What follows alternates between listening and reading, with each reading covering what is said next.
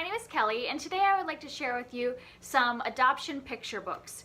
And I want to do a series of these videos where I kind of review some of the adoption books that are available on the market. And the reason for this is that when I went to adopt my first child, I went out and bought a ton of picture books because I just thought books would be a great way to start the conversation with my kids about their past and how they came to be adopted and like what it means to be adopted.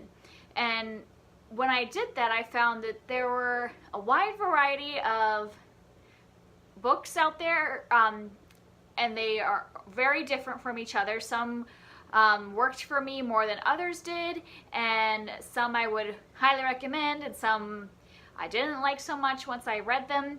And so I just kind of want to like tell people that are maybe interested in books about adoption kind of my thoughts and what these books are about, so you wouldn't necessarily have to buy them all. You could kind of learn a little bit about them beforehand.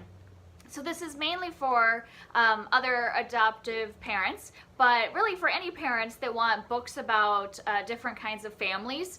Like I think it's good for kids to learn that there are all families come in all shapes and sizes. So even if you're just a parent that's interested in diverse picture books, this would be a good video as well.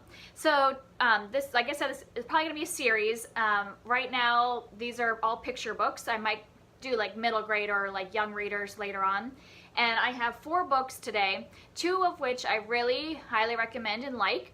One is kind of in the middle for me, and then one I wouldn't recommend or didn't work for me, and I'll explain those reasons so you can decide for yourself. And like I said, books adoption is very different from one family to the next. And so some of these might not work as much for your family, but really, if a book is well written and doesn't have a lot of problems in it, like not offensive problems, then even if it's not exactly like your adoption story, I still think it's a good way to start kids talking about the subject. So let me just jump right into the 2 books that I really like. And the first one is probably my favorite picture book on adoption, and it's called A Mother for Choco by Keiko Kaza. And the reason this is one of my favorite is because my daughter, who's 3, has loved this book for a long time. She got into it really young because it's very colorful, and so it was a book that she was really interested in reading. And I always think it's good when a kid is interested in a book, because then it'll get the conversation started. Because if it's just a book that the parent thinks is pretty and like nice, but the kid isn't into it, it's really not going to serve its purpose. So this is a really kid-friendly book. And the story of this is about a bird named Choco, and Choco is all alone and doesn't have a mother, and so he's looking for a mother out there to help take care of him. And what he does is he starts going to different animals to see if one of them will be his mother. So he starts out at a giraffe and says, "Oh, Mrs. Giraffe, since you are yellow just like me, can you be my mother?" And the giraffe says, "Sorry, I don't have wings like you." And so he goes to other animals and finds something in common with each of the animals, but each one says, "No, I can't be your mother. We don't have this thing in common." And it keeps going. And after he's kind of exhausted all the animals he sees, he gets upset because he didn't find mother and starts to cry. And Mrs. Bear sees that Choco is crying and runs to him to comfort him. And Choco tells his story to Mrs. Bear about how he's looking for a mother. And Mrs. Bear says, "Well, what are you looking for in a mother?" And he says, that a mother will hold him and kiss him and dance with him. And Mrs. Bear does all those things. And Mrs. Bear's finally like, "Why don't I be your mother?" And Choco at first starts laughing and thinking, "Oh, but Mrs. Bear, you don't look anything like me. How can you be my mother?" And Mrs. Bear just invites Choco to come home with her. And when Mrs. Bear brings him home, Choco meets all of Mrs. Bear's other children, who are a pig and an alligator and a hippopotamus, and they have a nice evening together, and Choco decides to join the family and loves his family just the way they are. And so this book might gear more towards adoptive families that might not look like each other. Our family is not a conspicuous family. My children are both Caucasian, so people would know that they were adopted by just looking at our family together. But even though it isn't exactly like our story, it starts the conversation about how families aren't just about you looking alike or having the same genes. That family is about love and how you treat each other and share that love with each other. And so even though it might not be targeted exactly towards our family, I think this is a really great book about families in general and what really makes a family. So this one I would really recommend. The next one is called Wonderful You, an Adoption Story by Lauren McLaughlin, illustrated by Milo So. And this is a library book, and I will probably buy this book for my next child's birthday because I do really enjoy it. And the reason I like this story is because it includes the birth mother in the story. And I found that a lot of adoption picture books don't even acknowledge or talk about the birth family. And so this one does it in a really respectful manner. So it even starts off with the birth mother, and it starts off, they call her the Lady in Blue. And they say that the Lady in Blue has a babe in her tummy named Wonderful You, and that she's looking all around for a family to take care of this beautiful girl. And she's looking and looking and trying to find the perfect family to give this baby to. So it's really talking about that process of that the birth mother is choosing this family to give her baby to. And I like that because they're really putting a positive light on the birth mother instead of just pushing that part, because it's still a part of the child. Like my kids have not met their birth parents, but I still want them to like hear us talk about them and about the process, and that they exist in the world, like they are out there, and they should know that they made this choice out of love. And that might not be true for all families. Like if an adoptive family that might have come through like a safe haven situation or something like that, it might not be the right book for them, but that's why I'm telling you, so you know if this is the right book for your family.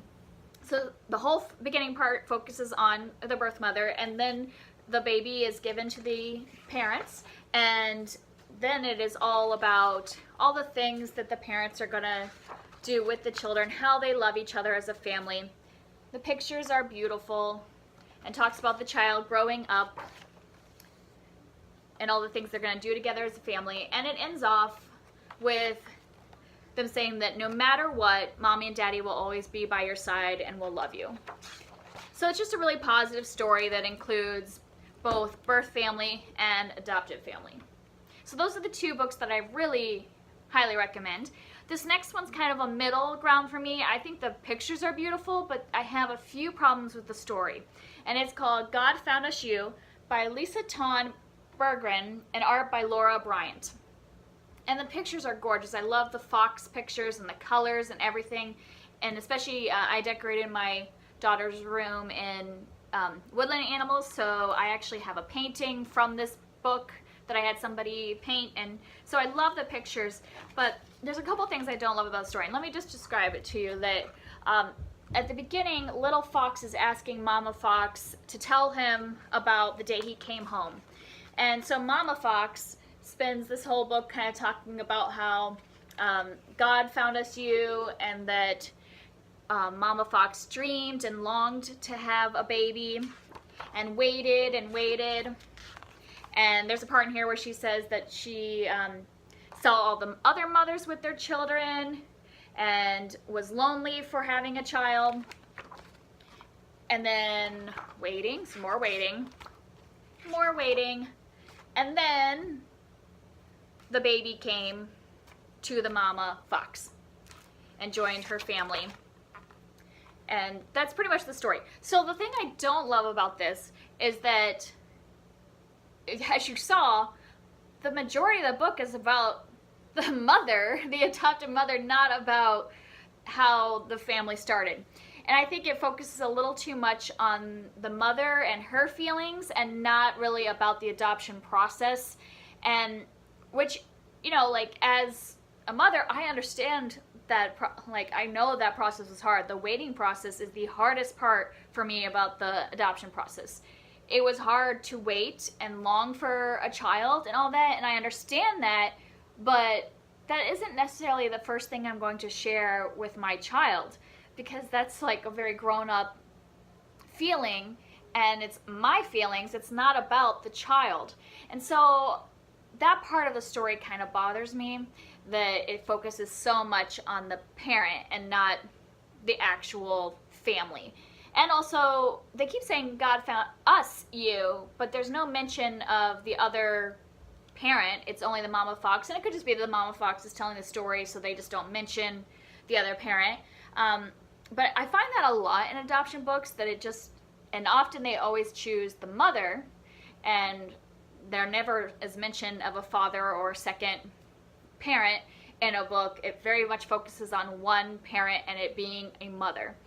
And, you know, that's not always an accurate description of how adoption works. And so those are the couple things that I don't like about it. I do like that the pictures are gorgeous. I do like that it's a very, like, positive story about there being so much love, and if you're a religious person, it does talk about praying for a child, and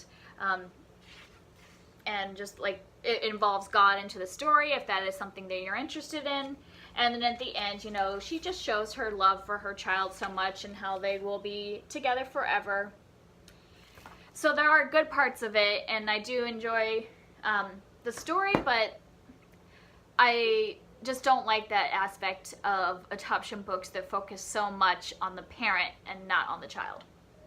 And then this last book, I have a lot of problems with this last book, so I just wanted to tell people about it, so that if you have the same kind of problems, then maybe you wouldn't waste money buying it.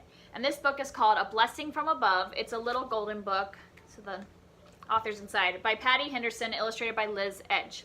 And this is another one that focuses on the adoptive mother first, before they even talk about the child. So it spends the first several pages talking about this kangaroo and about how she prays and prays for a baby.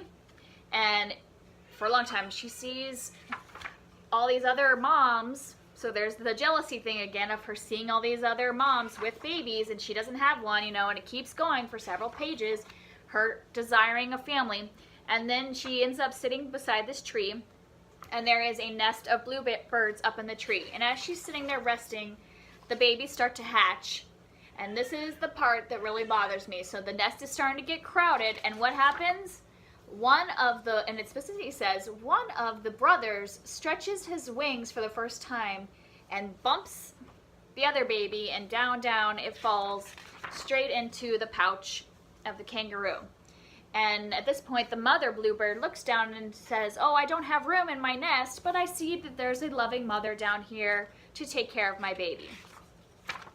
And then the bird goes off with the mother kangaroo, and everything's happy, and she's so happy that they're going to be together and be a family. So the thing I have a problem with this, once again, it focuses on the mother for half of the story, and her jealousy and sadness and all those feelings, which are perfectly legitimate feelings, but really shouldn't be the focus of a children's book. Because most children just want to know about how they came to be a part of a family, not what their mother's feelings are before they came to be part of the family. So that part bugs me. And then what really bothers me is that the birth sibling, shoves the baby out of the nest, and that's how the bird ends up with the mother kangaroo. And even if a birth mother's reason for giving up their child is because they already have several children and they just don't have the means to take care of another, even if that is the reason, I just don't think that needs to be the picture that your child gets of their birth siblings. That someday they might want to have a relationship with these birth siblings, or they might currently have a relationship with these birth siblings. Do you really want them to have like a negative view and think, "Oh, well, my birth mother didn't love me enough, but she loved my siblings enough to keep them, but not me"? And it just like brings up that extra feeling of abandonment. And even if that feeling might already be there, I don't think a children's book's purpose is to add to that feeling and make it seem like, I don't know, it just feels almost like an attack on the birth family to me. And I always want, when I talk to my children about their birth families, I always want to talk about a positive light, because that's where they came from. And I don't know every reason why a birth mother gives up their child. We don't have a relationship with our birth parents, and not that we don't want to, it's just the way that our adoptions are. But I would never like assume her reasons and never tell my child why I think she gave them up. Like, that's her story and her choices, and if she tells me, I will relay that or whatever when they're old enough. But I just don't want to put the birth family in a bad light, and I just feel like this book does. I mean, they try to put a spin on it and be like, oh, mother bird's so happy that mother kangaroo is going to take the baby. But like that whole like just shoving them out of the nest, I just think that's a really harsh view, and something that could scar a child, I feel. I don't know. So I will be getting rid of this book, and I wouldn't recommend it. I mean, everybody has to make their own choice, but I just do not like that part of the story, and also the focus on the mother so much. And I know that's in the other book, but at least there's not like the added like attack on the birth family to that book. So those are the 4 picture books that I want to talk about today. I will probably in a couple months upload another video about more picture books, and then like I said, as my kids get older and I start to read more books that are for older children, then I would like to share those with you too. If you have books that you know about adoption of any age, feel free to add them to the comments, because I would like, as adoptive families, if they find this video, to have more resources. It's always good to have lots of resources. And of course, you know, these are all my opinions, and every adoptive family is different, and I would never like assume that you should get a book for your family just because it works for my family. So this is just my opinions, how I laid out these books, and you can make your own opinions about them. And obviously you can do like I've started to do, you can go to your library and get them first, and then if you decide that they are good for your family, to go ahead and buy them. So that's all for this time. Thank you. Bye.